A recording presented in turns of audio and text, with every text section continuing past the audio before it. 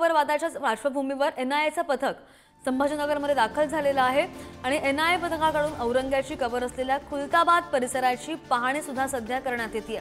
एनआयएच्या पथकाकडून जालना आणि परभणीमधील हालचालींवर सुद्धा लक्ष ठेवलं जात आहे। औरंगजेबाच्या कबरेच्या संरक्षणासाठी केंद्र सरकारकडून विशेष खबरदारी घेण्यात येते। औरंगजेब कबर वादाच्या पार्श्वभूमीवर एनआयएचं पथक संभाजीनगरमध्ये दाखल झालंय।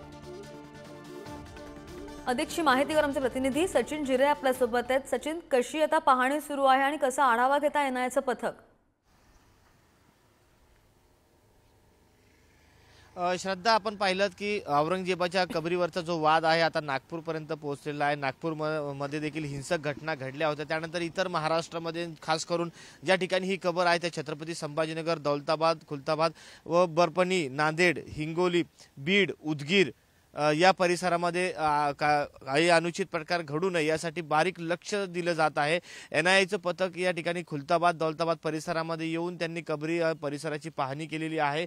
त्याचबरोबर त्यांनी शहरामध्ये देखील पाहणी केली। त्यांच्या साथीला स्थानिक एटीएसचे कर्मचारी, अधिकारी देखील मदतीला असल्याची सूत्रांची माहिती आहे। त्याचबरोबर आता हे पथक इतर जे आजूबाजूचे जिल्हे आहेत त्या जिल्ह्यांमध्ये बारीक लक्ष ठेवून आहे। कोणी दंगल घडवण्यासंदर्भातल्या काही कृती करताय काय किंवा कायदा सुव्यवस्थेचा प्रश्न निर्माण होईल अशा पद्धतीची काही कृती केली जाते का, या सर्व घटनांवरती बारीक नजर आता पोलिसांची आहे। त्यामुळे कुठेतरी आपण पाहतो की एनआयएचं पथक जे आहे आता या ठिकाणी आलेलं आहे। मराठवाड्यात एका प्रत्येकांवरती आता बारीक नजर ठेवलेली आहे। अच्छा, नाही बरोबर आहे। एनआयएचं पथक संभाजीनगरमध्ये दाखल होऊन पाहणी करतच आहे। मात्र दुसरीकडे 11 ठिकाणी जी संचारबंदी लागू करण्यात आलेली होती ती सुद्धा काही ठिकाणावरून उठवण्यात आली आणि पुन्हा एकदा संचारबंदी लागू करण्यात आलेली आहे।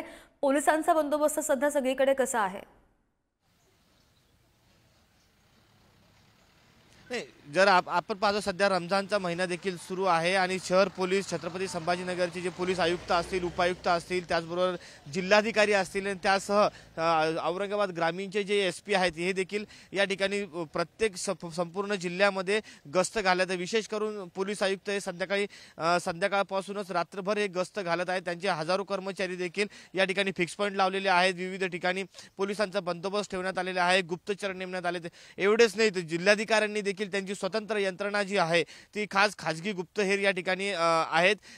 मागे त्यांनी एक नागरिकांच्या मदतीने जिल्ह्यामध्ये कुठल्याही प्रकारचा अनुचित प्रकार घडू नये यासाठी त्यांनी देखील काही गुप्तचर या ठिकाणी नेमले होते। त्या गुप्तचर देखील प्रत्येक गावामध्ये होणाऱ्या हालचालीवरती लक्ष ठेवून आहे। सध्या तरी छत्रपती संभाजीनगर असेल किंवा आसपासचा परिसर असेल कुठेही कायदा सुव्यवस्था बिघडेल अशी परिस्थिती नाहीये। सर्वत्र शांतता आहे। मात्र कोणीही गालबोट लावू नये, समाजकंटकावर लक्ष ठेवण्यासाठी आता यंत्रणा सज्ज झालेली आहे। श्रद्धा, अगदी नाही बरोबर आहे। विशेषतः ज्या भागामध्ये किंवा ज्या जिल्ह्यात, ज्या शहरामध्ये दंगलीची पार्श्वभूमी आहे त्या ठिकाणी आता तपास यंत्रणांनी भागामध्ये रेकी करायला सुरुवात केलेली आहे आणि विशेषतः केंद्र सरकार यामध्ये जातीनं लक्ष घालत आहे। सचिन, अपडेट घेत राहू। धन्यवाद दिलेल्या सगळ्या सविस्तर माहितीसाठी।